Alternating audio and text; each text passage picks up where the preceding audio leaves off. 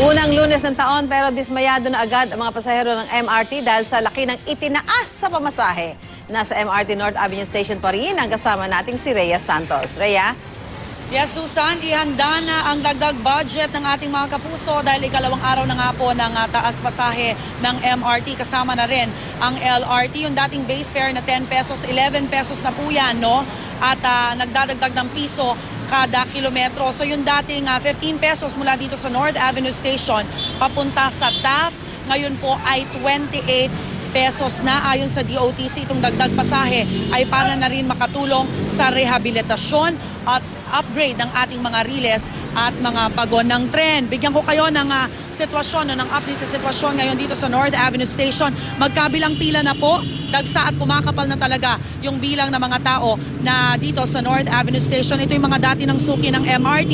Yung iba, very aware sila na meron ng taas pasahe, pero yung iba talagang nagugulat na lang na ikalawang araw na pala ng taas pasahe. Pero nagiging organisado yung pag-akyat ng ating mga kababayan dahil ang sistema dito, no, yung mga gwardiya, pinipigilan na yung pag-akyat ng mga ibang pasahero kapag medyo puno na yung platform. At makalipas doon naman sa taas, mga around 10 minutes naghihintay yung tren hanggang mapuno bago talaga umalis. At dito naman sa area na to, no, yung sa kalsada, pakita ko sa inyo kasi napansin ko, may sarili talagang batas ang mga bus, ang mga UV Express at maging mga taxi. Talagang anytime, anywhere ay nagbababa sila ng mga pasahero na nagiging dahilan kung bakit bumabagal ang daloy ng trapiko. Although may mga nakikita naman tayong mga tauhan ng MMDA dito, pero ang tanging nagagawa nila ay tapikin na lamang itong mga pampublikong sasakyan at sabihing bilis-bilisan ang pagbababa ng tao. Nakikita na rin natin, no, may iilan tayong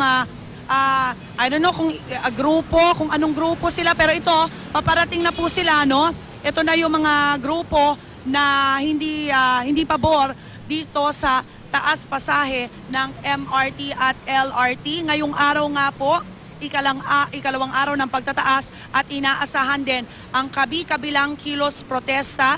May inaasahan tayong clap to stop protest na hinihikayat yung ating mga kababayan na hindi pabor sa taas pasahe na pumalakpak bilang pagpapakita ng kanilang pagkadismaya dito sa pagtataas ng pasahe sa MRT at LRT. Aasahan natin po yan, no? Itong mga protesta sa iba't ibang estasyon ng MRT at LRT. At yan po ang pinakahuli mula dito sa North Avenue Station.